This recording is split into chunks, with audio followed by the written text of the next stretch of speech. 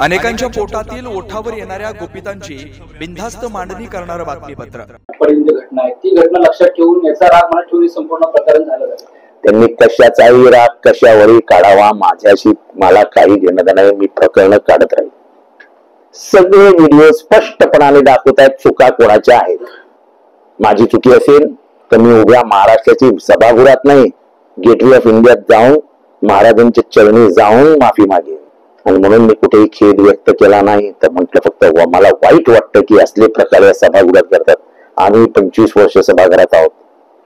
सभागृहात टोकाची भांडणं होतात, टोकाची, पण बाहेर येऊन आम्ही एक दुसऱ्यांना हात मिळवतो।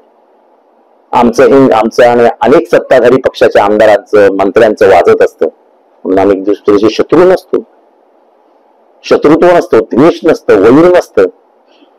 5 गुंड घेऊन यायचे, मकोकाचे आरोपी आणायचे, एमपीडीएचे आरोपी आणायचे, खुनाचे आरोपी आणायचे, त्यांना एकत्रित उभं करायचं आणि नंतर खुणवायचं, जाऊन मारा। ते जाऊन मारतात, पोलिसांना तो व्हिडिओ दिसत नाही।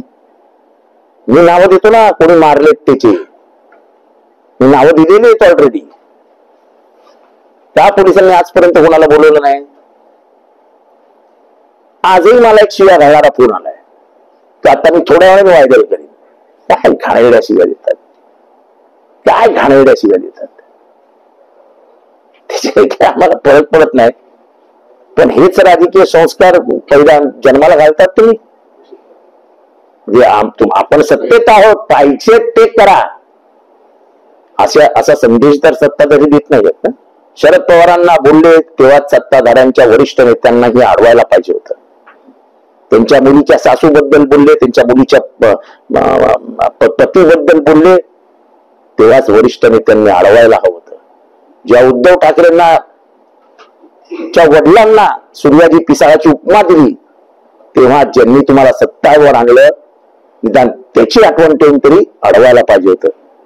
जयंत पाटलांना देखील अर्वाच्य भाषेत बोलण्यात आलं, तेव्हा सत्ताधाऱ्यांच्या वरिष्ठ मंडळांना अडवायला पाहिजे होतं। जेव्हा सत्ताधारीच याला प्रोत्साहन देतात मला, तर मला कोण अडवणार आहे? या आविर्भावात आता वागणं सुरू झालं, आणि त्याच आविर्भावात सगळे गुंड आतमध्ये आले आणि मारहाण केली। आणि मारणाऱ्याला जेलमध्ये टाक, म्हणजे ज्यांनी मार खाल्ला त्याला जेलमध्ये, आणि मारणारे सगळे मोकाट फिरतात।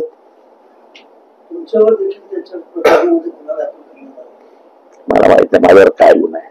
माझा कार्यकर्ता नितीन देशमुख हा माझा कार्यकर्ता आहे आणि मला अभिमान आहे। त्याची कुठेही चुकी नाही, त्याला मारलेलं आहे आणि त्याला निष्कारण अरेस्ट केली।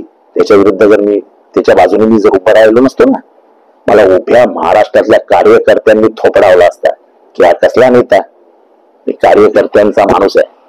माझ्या कार्यकर्त्यावर अन्याय होत असेल तर मी प्राणाची बाजी लावून लढेल, हे महाराष्ट्राच्या कार्यकर्त्यांना मला सांगायचं। बेधडक निर्भीड बिनधास्त मांडणी करणारा खबऱ्या लाईव्ह।